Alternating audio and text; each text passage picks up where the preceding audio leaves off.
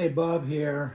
It's not sure I'm in the frame, but I finally got up the guts to route for the bindings on one of the two final guitars. Here are the bindings right here. They've all been sanded and prepared for fitting. Okay, they're Indian rosewood with the same marquetry as is on the strips here. It's the same stuff. Okay, so I'm going down just over 1/4 of an inch, and normally I probably wouldn't go past 1/4 of an inch, but I have rather large purflings on here, so I'm going at about 9/32 deep. Before I route, I use a Luthier Mercantile Gremel to cut my lines into the wood on the sides and on the back. I'm just routing right now for the bindings. After I get the bindings all routed all the way around, even up here where the heel cap is, after I get that done, I will then use the Gremel again and cut a line for the purflings. And the purflings will be hand bent and fit, and then they'll be glued in first before the bindings. Anyway, my setup is I create a little bay here to contain the dust, and then I route. And I route in increments. I don't do it in one shot. I do it a little at a time until I reach my lines, and that way I'm not taking off too much at a time. This is Brazilian rosewood. So here we go. This is just a short video. I've already routed from the heel all the way around to the waist. I need to do this again right here because I haven't done it all the way down. So let me do that real quick. You'll see my back side for a minute.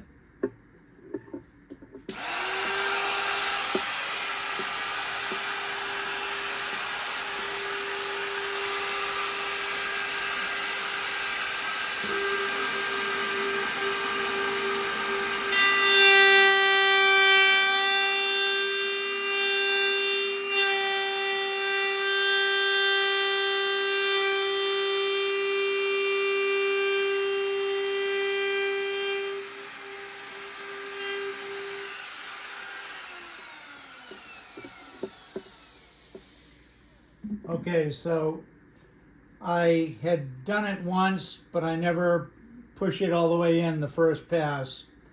So I've got it kind of even now, all the way there. Just going to hit the vacuum here real quick.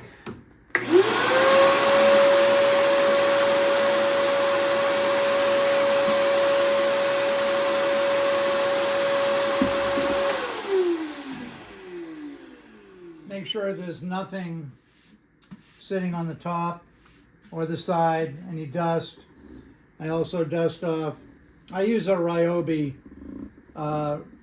router. I've been using this thing ever since the beginning, 30 plus years ago, 33 years ago.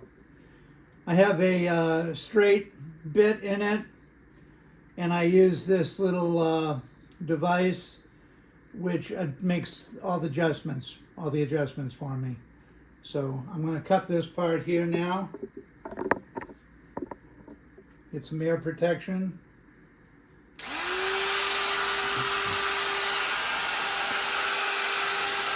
There we go.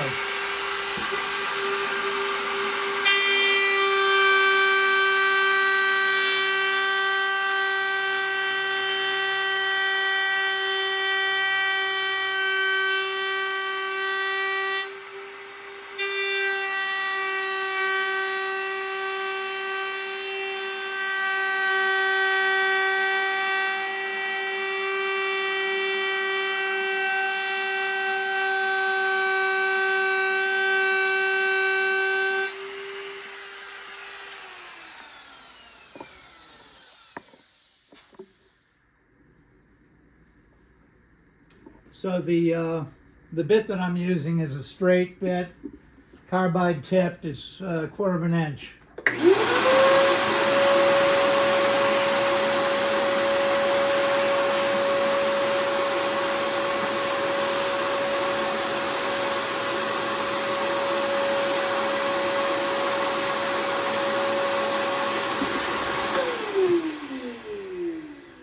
Okay, I'm not doing 45-degree mitered purflings, mainly because my right eye is at least half blind.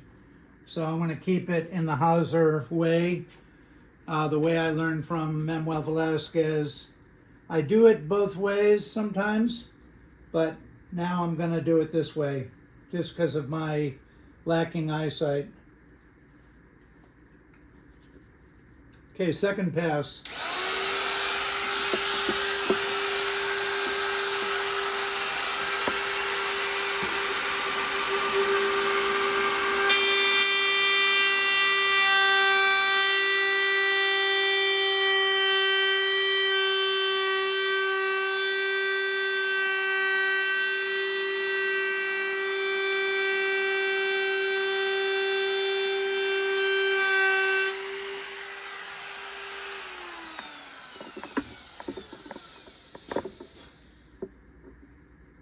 So I blow the dust off of the base and I clean the dust away so that when I go back to the next pass, there's no ambiguity in the way it sits on the back.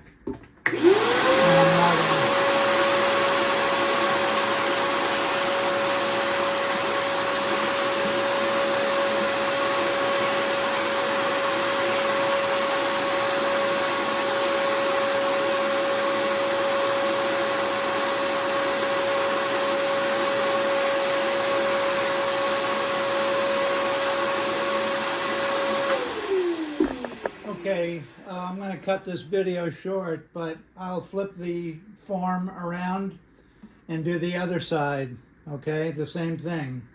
Now, this route that I just did, it isn't deep enough, and it also isn't deep enough this way, and it's not deep enough this way.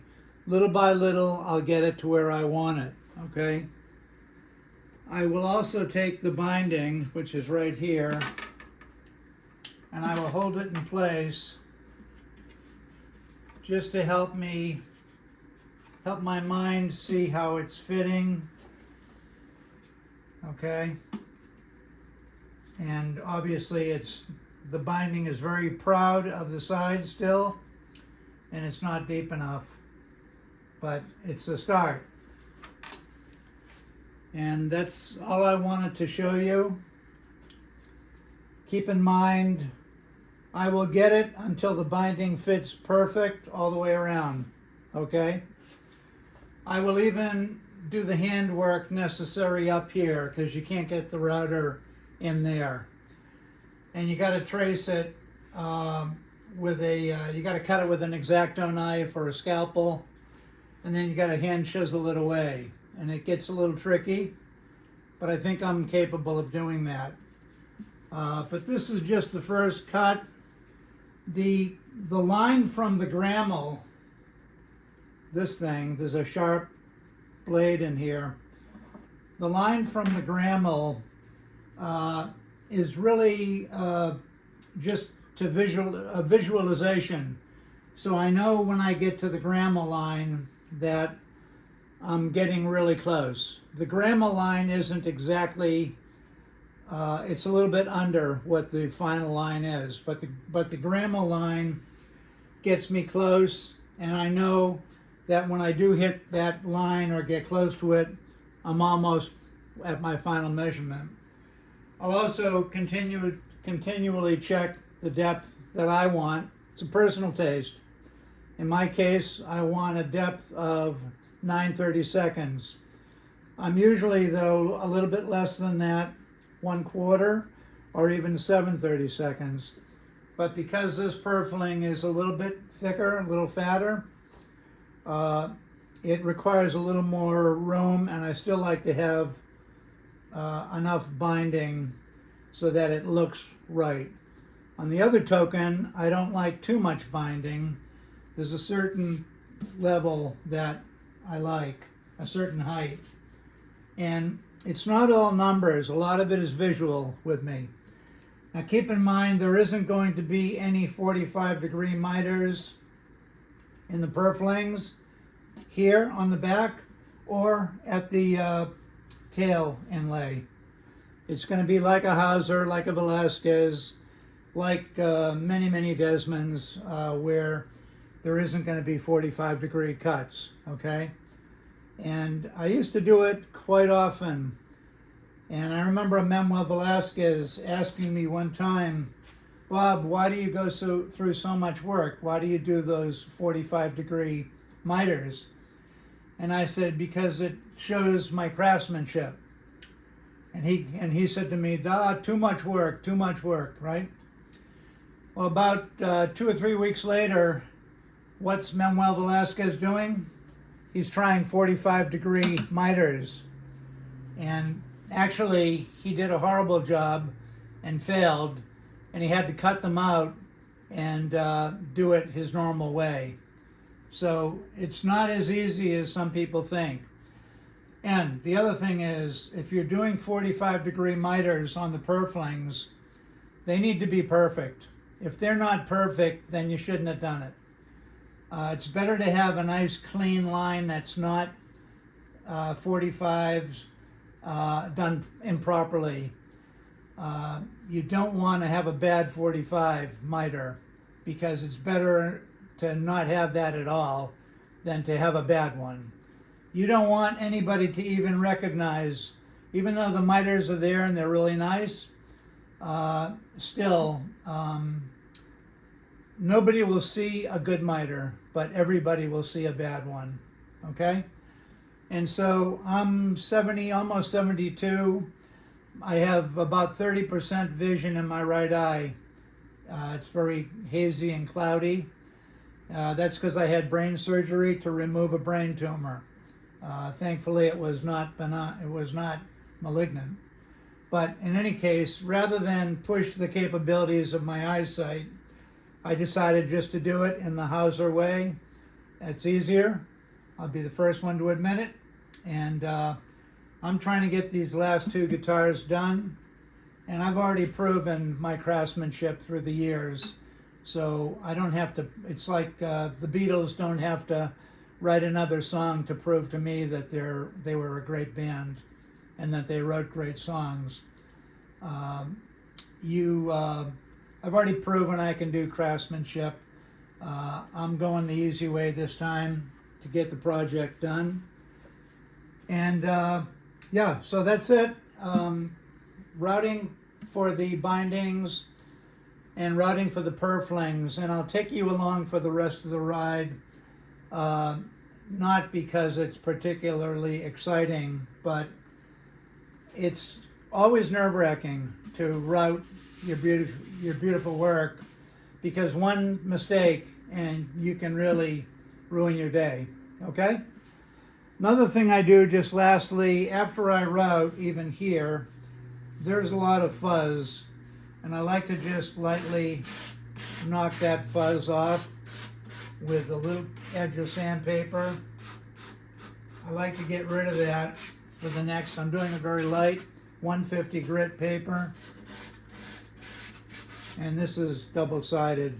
So, and I also like to just hit this edge as well. Okay, and then I'll hit it with a vacuum.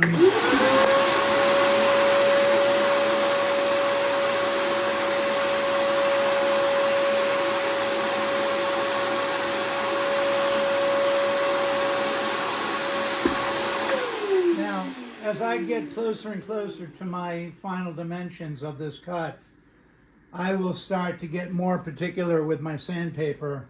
I will go in the groove and I will sand with a rubber backed, some plumber's rubber here. They used to be orange, but they're kind of worn out now. I'll back the sandpaper with that. when I get closer, and I'll actually put it in the channel and, you know, sand it to make it a really nice channel to receive the bindings.